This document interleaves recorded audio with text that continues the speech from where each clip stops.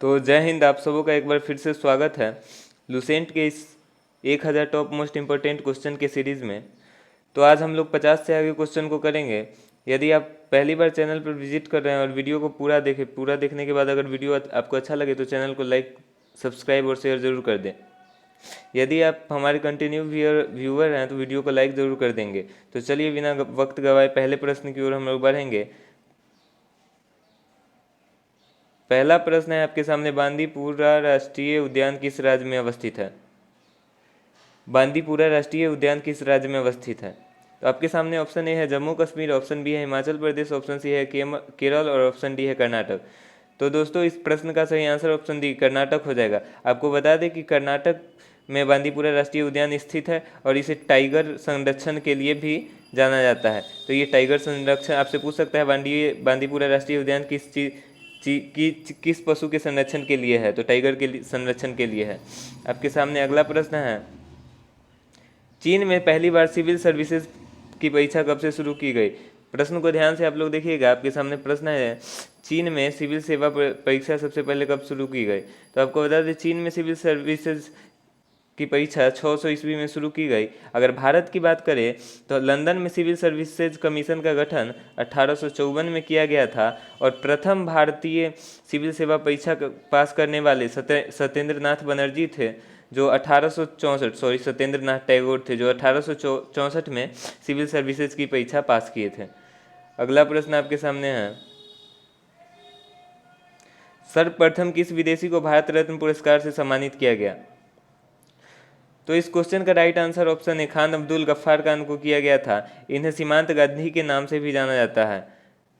खान अब्दुल गफ्फार खान ऐसे विदेशी थे जिन्हें पहली बार भारत रत्न दिया गया था। तो आपके सामने तीसरे क्वेश्चन का सही आंसर ऑप्शन ए हो जाएगा। अगला प्रश्न, चौथा प्रश्न आपके सामने है, ईसाई धर्म का सबसे प्रथम धर्मग्रंथ कौन सा है? या फिर ईसाई धर्म का सबसे प्राचीन धर्मग्रंथ कौन सा है? तो इस क्वेश्चन का right answer option A. Question को आप लोग एक बार ध्यान से देख लेंगे, ईसाइयों का सबसे प्रथम धर्मग्रंथ कौन सा है? तो इसका सही आंसर ऑप्शन ए बाइबिल हो जाएगा। आगे हम लोग पांचवा प्रश्न को देखेंगे। आपके सामने पांचवा प्रश्न है, प्लूटो ग्रह के श्रेणी से कब निकाला गया? प्लूटो को ग्रहों के श्रेणी से कब निकाला गया? आपको बता दें कि 2500 वैज्ञानिक फ्रांस में एकत्रित हुए थे 2006 में और इसको ग्रह के पैमाना पर उतारने के लिए 3 चीज़ को पैमाना माना गया था। पहला था इसका एक अपना कक्षा होना चाहिए, दूसरा ये अपने गुरुत्वीय बल के कारण गोला होना चाहिए और तीसरा ये सूर्य के चारों ओर चक्कर लगाना चाहिए। तो ये 2 कड़ी पर खरा उतरा था और तीसरा कड़ी जो था जिसमें ये इसका अपना कक्षा होना चाहिए, तो ये बार बार नेपच्यून के कक्षा में चला जाता था, इसलिए इसे ग्रह की श्रेणी से 2006 में निकाला गया था। तो इस क्वेश्चन का राइट आंसर ऑप्शन बी 2006 हो जाएगा। आपके सामने अगला प्रश्न छठा प्रश्न है, सॉरी यहाँ पे 7वां टाइप हो गया है। तो चलिए आपके सामने 7वां प्रश्न ही, इसको समझिए। 7वां प्रश्न है, वायु पुराण से संबंधित कौन सा वंश है? अगर आंध्र सातवाहन वंश की बात करें तो ये मत्स्य पुराण से संबंधित है, मत्स्य पुराण से संबंधित है। जबकि गुप्त वंश की बात करें तो ये वायु पुराण से संबंधित है। तो इस क्वेश्चन का सही आंसर आपके सामने ऑप्शन बी हो जाएगा। क्वेश्चन को ध्यान से देखेंगे सभी लोग, वायु पुराण से संबंधित कौन सा वंश है? तो वायु पुराण से संबंधित गुप्त वंश है। अगर मौर्य वंश की बात करेंगे हम लोग तो मौर्य वंश जो है विष्णु पुराण से संबंधित है। मौर्य वंश विष्णु पुराण से, आंध्र सातवाहन वंश मत्स्य पुराण से और गुप्त वंश वायु पुराण से संबंधित है। सभी लोग एक बार सेशन को शेयर कर देंगे, अपने सारे स्टडी ग्रुपों में से सेशन को शेयर कर देंगे। आपसे अनुरोध है कि सभी लोग सेशन को शेयर कर देंगे। पुर्तगालियों ने अपनी पहली व्यापारिक कोठी कहाँ खोली? आपके सामने क्वेश्चन नंबर 8 है, पुर्तगालियों ने अपनी पहली व्यापारिक कोठी कहाँ खोली? तो इसका राइट आंसर हो जाएगा ऑप्शन ए, कोच्चि में पुर्तगालियों ने सबसे पहले अपनी व्यापारिक कोठी खोली थी। अगर हम डचों की बात करें तो डचों की पहली व्यापारिक कोठी मसूलीपत्तनम में खोली गई थी। डचों की पहली व्यापारिक कोठी मछलीपट्टनम में खोली गई थी, जबकि दूसरी व्यापारिक कोठी पुलिकट में खोली गई थी। ठीक है, आपके सामने अगला प्रश्न है, स्वराज पार्टी की स्थापना कब की गई? 9वां प्रश्न है। प्रश्न को ध्यान से एक बार सभी लोग देखेंगे, स्वराज पार्टी की स्थापना कब की गई? तो अगर हम स्वराज पार्टी की बात करेंगे तो स्वराज पार्टी की स्थापना 1 जनवरी 1930 को की गई। कब की गई? 1 जनवरी 1930 को। इस क्वेश्चन का राइट आंसर ऑप्शन सी हो जाएगा।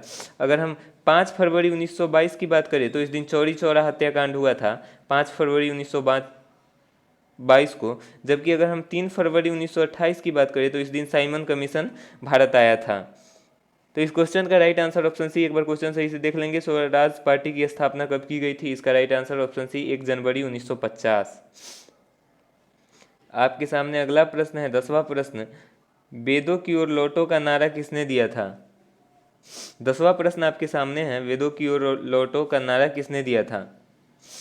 तो भगत सिंह ने इनकलाब जिंदाबाद का नारा दिया था। जयप्रकाश नारायण ने संपूर्ण क्रांति का नारा दिया था। जबकि बंकिम चंद्र चटर्जी ने वंदे मातरम का नारा दिया था। तो इस क्वेश्चन का राइट आंसर ऑप्शन ए हो जाएगा। दयानंद सरस्वती ने वेदों की ओर लौटो का नारा दिया था। आपके सामने अगला प्रश्न है, सूर्य के सबसे नजदीक का ग्रह जो सूर्य से निकलने के 2 घंटे पहले ही दिखाई देता है। एक बार प्रश्न को आप लोग सही से देख लेंगे। सूर्य के निकट का सबसे नजदीक ग्रह जो सूर्य के निकलने से 2 घंटा पहले दिखाई देता है। तो इसका राइट आंसर ऑप्शन है बुध हो जाएगा। अगर बृहस्पति की बात करें तो ये सबसे बड़ा और सबसे भारी ग्रह है। अगर शुक्र की बात करें तो शुक्र को पृथ्वी का बहन तथा भोर एवं सांझ का तारा भी कहा जाता है। तो इस क्वेश्चन का राइट आंसर ऑप्शन ए हो जाएगा। बुध को सूर्य के सबसे नज़दीक का ग्रह जो सूर्य के निकलने से 2 घंटे पहले दिखाई देता है। आपके सामने अगला प्रश्न है, एशिया विश्व का सबसे बड़ा महाद्वीप है जो कुल क्षेत्र का कितने प्रतिशत भाग पर अवस्थित है? प्रश्न को एक बार ध्यान से देखेंगे, बहुत महत्वपूर्ण प्रश्न है। एशिया विश्व का सबसे बड़ा महाद्वीप है, आप सब लोग जानते हैं, लेकिन यहाँ पे प्रश्न में पूछा गया है कि ये कितने विश्व के कितने प्रतिशत भागों पर कब्जे किए हुए हैं। तो इसका राइट आंसर ऑप्शन है 30% भाग जो है एशिया का है। विश्व का कुल 30% भाग पे एशिया महादेश अवस्थित है। आपके सामने 13वां प्रश्न है, लोक लेखा समिति के संबंध में निम्नलिखित में से कौन सा कथन सत्य है? एक बार सभी लोग क्वेश्चन देखेंगे फिर से। लोक लेखा समिति के संबंध में निम्नलिखित में कौन सा कथन सत्य है? बहुत इंपॉर्टेंट क्वेश्चन है ये, स्टार मार्क इसको कर दे रहे हैं हम। लोक लेखा समिति के संबंध में निम्नलिखित में से कौन सा कथन सत्य है? तो आपके सामने चौथा ऑप्शन है, तीसरा ऑप्शन है लोक लेखा समिति के सदस्यों का कार्यकाल 5 वर्ष का होता है। ये गलत है। लोक लेखा समिति के सदस्यों का कार्यकाल 1 वर्ष का होता है। ठीक है। दूसरा ऑप्शन है वित्त मंत्री लोक लेखा समिति के अध्यक्ष होते हैं। ये भी गलत है, कोई मंत्री इसके अध्यक्ष नहीं होते हैं। पहला ऑप्शन है इसमें लोकसभा के 15 तथा राज्यसभा के 7 सदस्य होते हैं। आपको बता दें कि लोक लेखा समिति पीपुल अकाउंटिंग कमेटी पीएसी में जो है कुल 22 सदस्य होते हैं, जिसमें 15 लोकसभा के तथा 7 राज्यसभा के होते हैं। तो इसका राइट आंसर जो है ऑप्शन ए इसका राइट आंसर हो जाएगा। अगला प्रश्न है आपके सामने, सड़क परिवहन और सड़क नेटवर्क में भारत का स्थान कैमा है? तो सड़क परिवहन और सड़क नेटवर्क के क्षेत्र में अगर बात करें तो विश्व में भारत का स्थान दूसरा है। इसमें सबसे प्रथम स्थान जो है चाइना का है, चीन का प्रथम स्थान है, जबकि दूसरा स्थान भारत का है।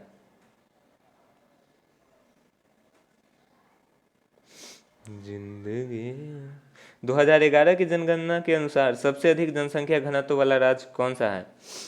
आपके सामने ऑप्शन ए है बिहार, ऑप्शन बी है पश्चिम बंगाल, ऑप्शन सी है यूपी, ऑप्शन डी है इनमें से कोई नहीं। तो आप लोग कलम कॉपी लेके बैठेंगे और आप लोग जरूर कमेंट करके बताएंगे कि 50 में से कितने प्रश्न आपके सही हुए हैं। और वीडियो आपको कैसा लग रहा है भी कमेंट करके जरूर बताएंगे और अपने दोस्तों के बीच वीडियो को शेयर जरूर करेंगे। तो प्रश्न है आपके सामने, 2011 के जनगणना अनुसार सबसे अधिक जनसंख्या घनत्व वाला राज्य कौन सा है? तो अगर हम यूपी की बात करें तो यूपी की जनसंख्या घनत्व 829 व्यक्ति पर किलोमीटर था। अगर पश्चिम बंगाल की बात करेंगे हम लोग तो यहाँ पे 1028, जबकि बिहार की बात करेंगे तो बिहार का 1106 व्यक्ति पर वर्ग किलोमीटर, यानी ऑप्शन ए इसका सही आंसर हो जाएगा, बिहार इसका सही आंसर हो जाएगा। आपके सामने अगला प्रश्न है,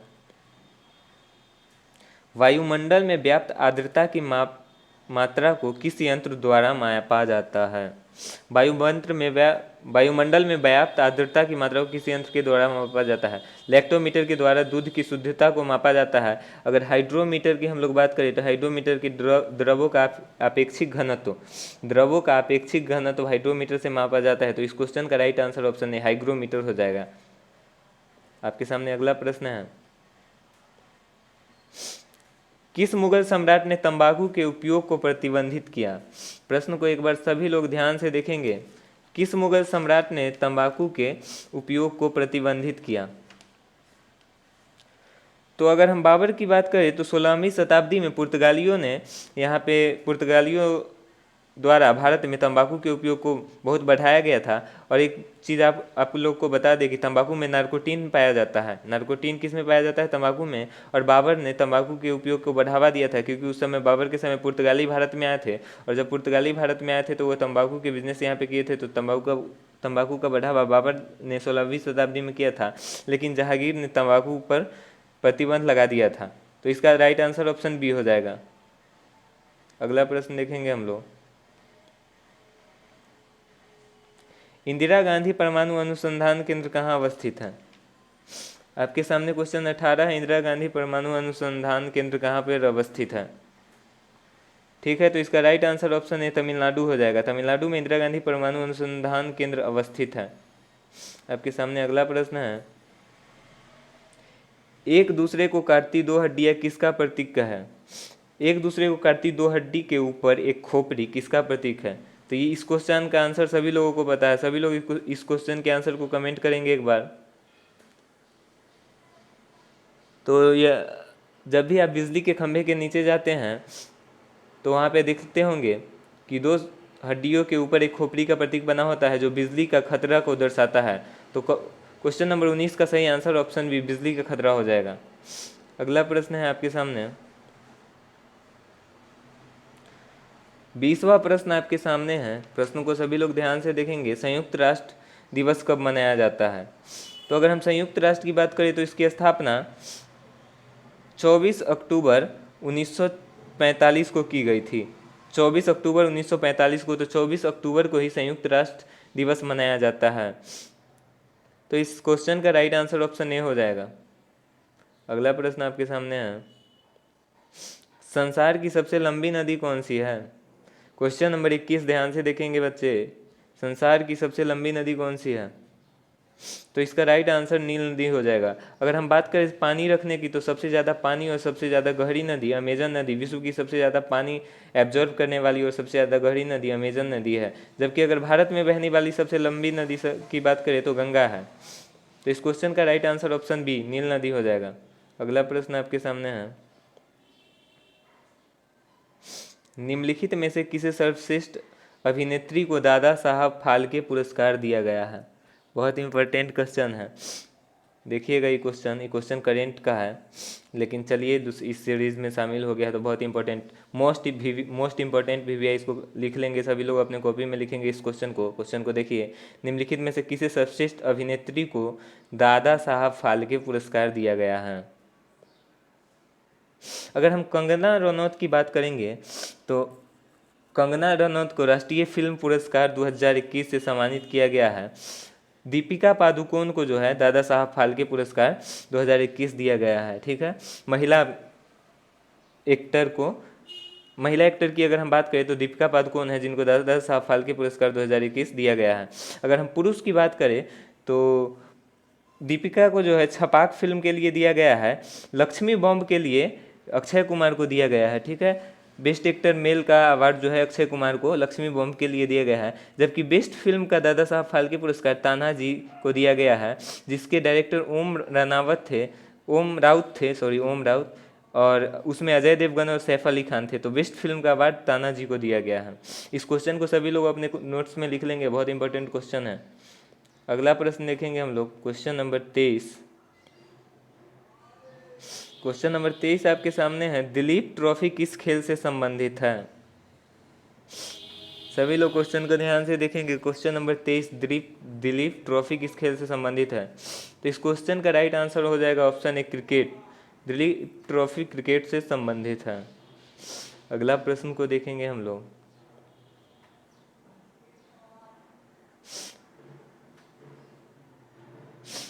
24 नंबर प्रश्न है आपके सामने, अमेरिकी राष्ट्रपति का कार्यकाल कितने सालों का होता है? प्रश्न को सभी लोग ध्यान से देखेंगे, अमेरिकी राष्ट्रपति का कार्यभार कितने वर्षों का होता है? तो इसका राइट आंसर ऑप्शन है 4 वर्ष का। अमेरिकी राष्ट्रपति के कार्यकाल की बात करें तो 4 वर्षों का ही होता है, 4 वर्ष का कार्यकाल अमेरिकी राष्ट्रपति का होता है। अगला प्रश्न आपके सामने है, 25वां प्रश्न है, निम्नलिखित में से कौन सा देश ने सुभाष चंद्र बोस को सैन्य मदद की थी? निम्नलिखित में से किस देश ने सुभाष चंद्र बोस को सैनिक से मदद की थी? तो सुभाष चंद्र बोस की अगर बात करें तो दिल्ली चलो तुम मुझे खून दो और जय हिंद जैसे नारा, तुम मुझे खून दो मैं तुम्हें आज़ादी दूंगा, जय हिंद दिल्ली चलो का नारा सुभाष चंद्र बोस ने दिया था। अगर इनके जन्म की बात करें तो इनका जन्म 23 जनवरी को हुआ था। 23 जनवरी को हम लोग पराक्रम दिवस के रूप में भी मनाते हैं।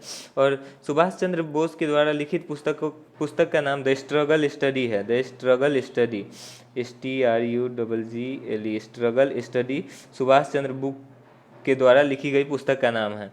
तो इन्हें सैन्य मदद जर्मनी ने दी थी। क्वेश्चन 25 का राइट आंसर ऑप्शन है। अगला प्रश्न है आपके सामने, डूरंड कप किस खेल से संबंधित है? क्वेश्चन नंबर 26 सभी लोग ध्यान से देखेंगे, डूरंड कप किस खेल से संबंधित है? तो इसका राइट आंसर ऑप्शन है फुटबॉल हो जाएगा, फुटबॉल से संबंधित है डूरंड कप। अगला प्रश्न है हमारे सामने, भारत के किस राज्य में जाड़े के मौसम में वर्षा होती है? प्रश्न है आपके सामने, भारत के किस राज्य में शीतकालीन वर्षा होती है? शीतकालीन वर्षा किस राज्य में होती है? सभी लोग ऑप्शन को ध्यान से देखेंगे। पहला ऑप्शन आपके सामने तमिलनाडु है, दूसरा ऑप्शन आपके सामने केरल है, तीसरा ऑप्शन आपके सामने बंगाल, जबकि चौथे ऑप्शन को देखिए ध्यान से उड़ीसा है। तो इसका राइट आंसर ऑप्शन है तमिलनाडु। तमिलनाडु में शीतकालीन बारिश भी होती है। अगला प्रश्न है आपके सामने, 1917 के चंपारण सत्याग्रह का संबंध किनसे है? 1917 के चंपारण सत्याग्रह का संबंध किनसे है? सभी लोग एक बार क्वेश्चन को ध्यान से देखेंगे। अगर हम जूट मजदूर की बात करेंगे तो जूट मजदूर से नहीं है, कपास मजदूर से भी इसका संबंध नहीं है, नील की खेती करने वाले किसानों से। अगर महात्मा गांधी की बात करें तो 15 जनवरी 1915 को वो दक्षिण अफ्रीका से लौट के भारत आए थे, और चंपारण आंदोलन जो 1917 में शुरू किया गया था वो उनके भारत आने के बाद पहला आंदोलन था। अगला प्रश्न है आपके सामने, 29वां प्रश्न सभी लोग ध्यान से देखेंगे। एक बार सभी लोग ध्यान से देखेंगे 29वां प्रश्न,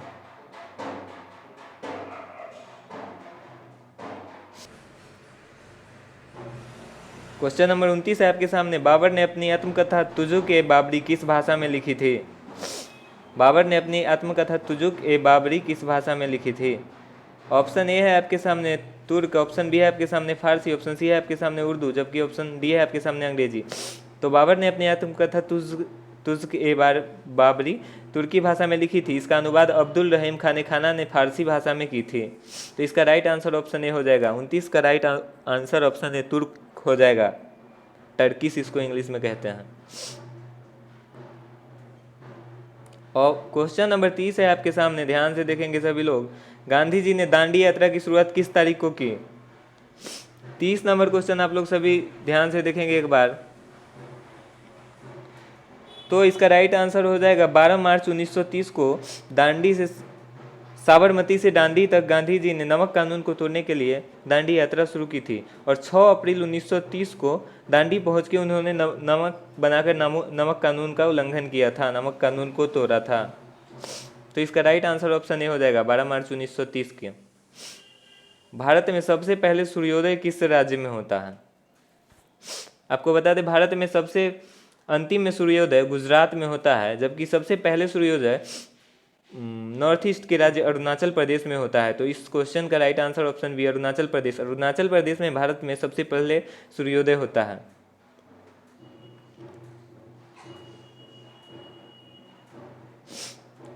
अगला प्रश्न 32 नंबर क्वेश्चन आपके सामने, मीठा जल के लिए दुनिया की सबसे बड़ी झील कौन सी है? क्वेश्चन नंबर 32 सभी लोग आंसर देंगे, बहुत आसान क्वेश्चन है आप सभी के सामने। क्वेश्चन नंबर 32, क्वेश्चन नंबर 32 का आंसर सभी लोग कमेंट करेंगे पहले, तब हम इसका कौन सा आंसर बताएंगे। बहुत आसान क्वेश्चन है। क्वेश्चन नंबर 32 सभी लोग देखेंगे।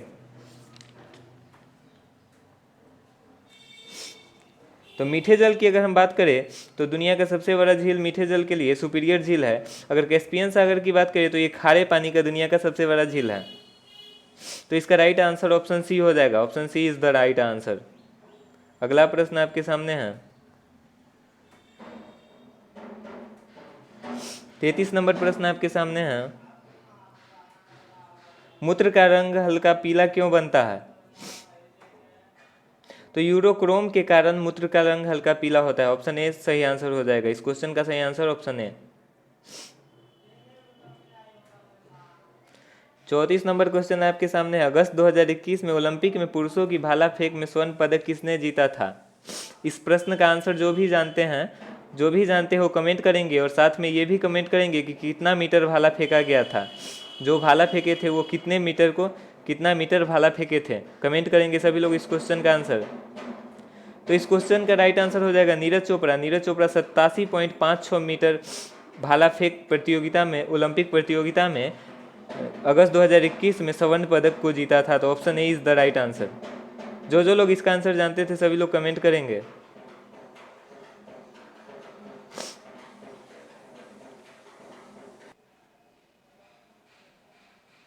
अगला प्रश्न है आपके सामने, लुहरी जल विद्युत परियोजना का निर्माण किस नदी पर किया गया है? क्वेश्चन को ध्यान से देखेंगे। लुहरी जल विद्युत परियोजना का निर्माण किस नदी पर किया गया है? किस नदी पर किया गया है? तो इसका राइट आंसर हो जाएगा ऑप्शन ए सतलज नदी पे, और ये हिमाचल प्रदेश में है। हिमाचल प्रदेश में लुहरी विद्युत परियोजना चलाया गया है। तो इसका राइट आंसर ऑप्शन ए हो जाएगा। अगला प्रश्न आपके सामने क्वेश्चन नंबर 36 है, मालवा पठार पर कौन सी मिट्टी पाई जाती है? तो मालवा पठार पे काली मिट्टी पाई जाती है। अगर हम मालवा पठार की बात करें तो मालवा पठार जो है राजस्थान में है। मालवा पठार राजस्थान में है और यहाँ पे काली मिट्टी पाई जाती है। अगला प्रश्न आपके सामने है क्वेश्चन नंबर 37, केंद्र का मंत्रिपरिषद समूह किसके प्रति उत्तरदायी होता है? क्वेश्चन नंबर 37 सभी लोग ध्यान से देखेंगे। केंद्र का मंत्रिपरिषद समूह किसके प्रति उत्तरदायी होता है? तो इसका राइट आंसर हो जाएगा लोकसभा। लोकसभा के प्रति केंद्र का मंत्रिपरिषद समूह उत्तरदायी होता है। अगर हम लोकसभा की बात करें तो लोकसभा के प्रथम अध्यक्ष तथा लोकसभा के पिता के नाम से किन्हें जाना जाता है? सभी लोग कमेंट करेंगे इसका आंसर। सभी लोग जो वीडियो देख रहे हैं सभी लोग इस क्वेश्चन का आंसर कमेंट करके बताएंगे। ठीक है, अगला प्रश्न हम लोग देख रहे हैं 38 नंबर प्रश्न है आपके सामने, देश की पहली अंडर वाटर यानी पानी के अंदर मेट्रो के लिए टनल का निर्माण किस नदी के नीचे बनाया जा रहा है? क्वेश्चन नंबर 38 सभी लोग ध्यान से देखेंगे। ये बहुत कंफ्यूजन इसमें होता है बहुत सारे लोगों को। देखिए अंडर वाटर यानी पानी के नीचे, तो पानी के नीचे की बात करें तो ये हुगली नदी के नीचे बनाया जा रहा है, और ये इसका निर्माण कोलकाता मेट्रो के द्वारा किया जा रहा है। अच्छा, इसका मतलब समझिए, ये पानी हो गया और इसके नीचे टनल बना के और इसमें ट्रेन गाड़ी चलाया जाएगा। और एक है जो सबसे पहली वाटर मेट्रो की अगर हम बात करें तो सबसे पहले वाटर मेट्रो जो है वो यहाँ केरल के कोच्चि में चलाया जा रहा है। तो कैसे चलता है? तो पानी हो गया और इसके ऊपर जैसे नाव चलता है उसी तरह यहाँ पे मेट्रो चलता है। तो वो वाटर मेट्रो जो है केरल के कोच्चि में चल रहा है। लेकिन यहाँ पे अंडर वाटर मेट्रो की बात करें तो हुगली रिवर के ऊपर कोलकाता में उसका काम जारी है, और वो काम कोलकाता मेट्रो के द्वारा किया जा रहा है। इस क्वेश्चन को सभी लोग लिख लेंगे अपने कॉपी में ध्यान से। अगला प्रश्न है आपके सामने, पहली वाटर मेट्रो कहाँ चलाया गया? यही क्वेश्चन हमसे आप लोगों से पूछे थे। तो इसका आंसर हो जाएगा कोच्चि। कोच्चि कहाँ पे है? तो केरल में। वाटर मेट्रो का मतलब पानी के ऊपर ये चलता है, और अंडर वाटर मेट्रो का मतलब जो पानी के नीचे चलता है। ठीक है, अगला प्रश्न है 40 नंबर प्रश्न आपके सामने है, ग्रहों के गति के नियम को किसने प्रतिपादित किया? केपलर ने जो है वो ऑर्बिटल रूल को प्रतिपादित किया है। ठीक है, ऑर्बिटल रूल को, जबकि गैलीलियो ने ग्रहों की गति के नियम को प्रतिपादित किया है। तो इस क्वेश्चन का right answer option B Galileo हो जाएगा। 41वां प्रश्न है आपके सामने, भारत का सबसे बड़ा स्टेडियम कौन है? भारत का सबसे बड़ा स्टेडियम वर्तमान में कौन सा है? तो भारत का वर्तमान में सबसे बड़ा स्टेडियम मोटेरा स्टेडियम, जिसका नाम बदल के नरेंद्र मोदी स्टेडियम कर दिया गया है। Option A right answer. ठीक है, इससे पहले सरोज भारती स्टेडियम जो था, जो कोलकाता में था, भारत का सबसे बड़ा स्टेडियम था। अगला प्रश्न है आपके सामने, स्टैचू ऑफ यूनिटी किनकी प्रतिमा है? तो statue of unity Sardar Patel की प्रतिमा है, और सरदार पटेल की प्रतिमा है, और इसको पूरे देश भर से किसानों से लोहा को, माने खराब लोहा को पूरे देश से इकट्ठा करके बनाया गया है। इसकी ऊंचाई की बात करें तो 182 मीटर है, और ये नर्मदा नदी के बांध से 3000 मीटर नीचे की ओर बनाया गया है। ठीक है, ये नर्मदा जिले में भी अवस्थित है, बड़ोदरा के बगल में नर्मदा जिले के पास अवस्थित है। अगला प्रश्न आपके सामने है, भारत का सबसे बड़ा गुरुद्वारा किस शहर में अवस्थित है? सबसे आसान क्वेश्चन, सभी लोग कमेंट करेंगे, बहुत आसान क्वेश्चन है। भारत का सबसे बड़ा गुरुद्वारा अमृतसर में अवस्थित है। पंजाब में अमृतसर पड़ता है, और पंजाब की राजधानी चंडीगढ़ है। पंजाब के सीएम चरणजीत सिंह अभी बने हैं, चरणजीत सिंह। ठीक है, चरणजीत कुछ करके हैं, सिंह नहीं है, चरणजीत कुछ है। अगला प्रश्न आपके सामने है, पृथ्वी गोल है सबसे पहले किसने बताया? आपको बता दें, न्यूटन ने बताया था कि पृथ्वी जो है नारंगी के आकार का है, और ये अपने अक्ष के चारों ओर घूमती है, जबकि पृथ्वी गोल है, इसको सबसे पहले पाइथागोरस ने बताया था। न्यूटन ने बताया कि पृथ्वी चपटी है, नारंगी के आकार की है, जबकि पाइथागोरस ने बताया था कि पृथ्वी गोल है। तो इस क्वेश्चन का राइट आंसर ऑप्शन 2, पाइथागोरस ने। 45 नंबर क्वेश्चन आपके सामने है, ध्यान से देखेंगे सभी लोग। इटली के एकीकरण का तलवार किसे कहा जाता है? सभी लोग 45 नंबर क्वेश्चन देखेंगे। तो अगर हम इटली के एकीकरण की बात करें तो उसमें मेजनी, काउंट कबूर और गैरीवाल्डी तीनों का महत्वपूर्ण योगदान रहा है। अगर इटली के एकीकरण की तलवार की बात करें तो ये गैरीवाल्डी को कहा जाता है। किसको कहा जाता है? गैरीवाल्डी को। और गैरीवाल्डी ने ही लाल कुर्ती दल के सेना नामक लाल कुर्ती दल का गठन किया था। लाल कुर्ती दल जो है एक सेना का संगठन था, जिसकी स्थापना गैरीवाल्डी ने की थी, और इटली के एकीकरण का तलवार भी गैरीवाल्डी को कहा जाता है। तो इस तरह से इस क्वेश्चन का राइट आंसर ऑप्शन 3 गैरीवाल्डी हो जाएगा। अगला प्रश्न आपके सामने है, क्वेश्चन नंबर 46, बोस्टन की चाय पार्टी कब की गई? 46 नंबर क्वेश्चन, बोस्टन की चाय पार्टी। बोस्टन की चाय पार्टी जो है अमेरिका में की गई थी, और इसी चाय पार्टी से अमेरिकी स्वतंत्रता आंदोलन की शुरुआत होती है, और इस अंत में जाके 4 जुलाई 1776 को अमेरिका को आज़ादी मिलती है। और अमेरिका की आज़ादी में सबसे महत्वपूर्ण रोल निभाने वाले वहाँ के नेता जॉर्ज वाशिंगटन को वहाँ के प्रथम राष्ट्रपति बनाया जाता है। तो बोस्टन की चाय पार्टी जो है 16 दिसंबर 1773 को हुई थी, और यहाँ से अमेरिकी स्वतंत्रता संग्राम की शुरुआत हुई थी। 47 नंबर प्रश्न आपके सामने है, फ्रांस के राफेल विमान को कौन कंपनी बनाती है? तो इसका राइट आंसर हो जाएगा ऑप्शन 2, दसॉल्ट एविएशन कंपनी बनाती है। दसॉल्ट वैज्ञानिक का नाम है, और उन्होंने ही इसका जो है प्रारूप तैयार किया था, इसलिए उस कंपनी का नाम दसॉल्ट एविएशन है। तो इसका right answer option D, Dassault aviation. 48 number question हम लोग देखेंगे, सभी लोग प्रश्न को ध्यान से पढ़ेंगे। महाराणा प्रताप सागर परियोजना किस नदी पर अवस्थित है? तो महाराणा प्रताप सागर परियोजना नर्मदा नदी ऑप्शन दिया ही नहीं गया है। महाराणा प्रताप सागर परियोजना चंबल नदी पर अवस्थित है, और ये राजस्थान में है। एक बार इस क्वेश्चन का रिव्यू सभी लोग कर लेंगे, चंबल नदी राजस्थान। ठीक है, अगला प्रश्न देखेंगे हम लोग, 49 नंबर क्वेश्चन,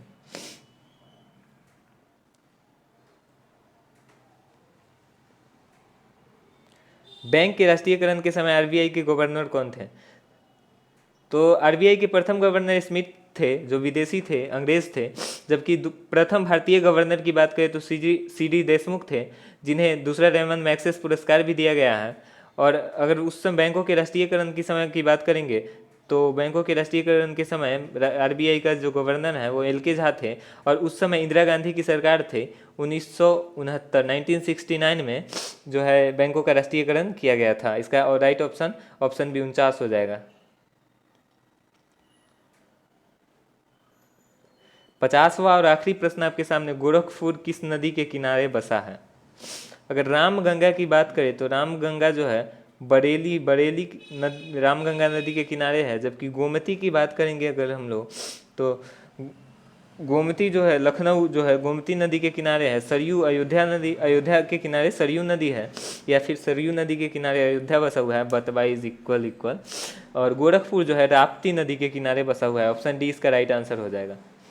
तो आप सबों को कैसा लगा वीडियो कमेंट करके ज़रूर बताएं, और उम्मीद है सभी लोग भरपूर मेहनत कर रहे होंगे, क्योंकि याद रखिए अगर मंजिल पहाड़ है तो आपको माझी बनना पड़ेगा, और आप माझी बनिएगा तो मंजिल आप खुद पा जाइएगा। या तो आप पहाड़ को काट के अलग कर दीजिएगा, नहीं तो पहाड़ की चोटी पर पहुंचिएगा।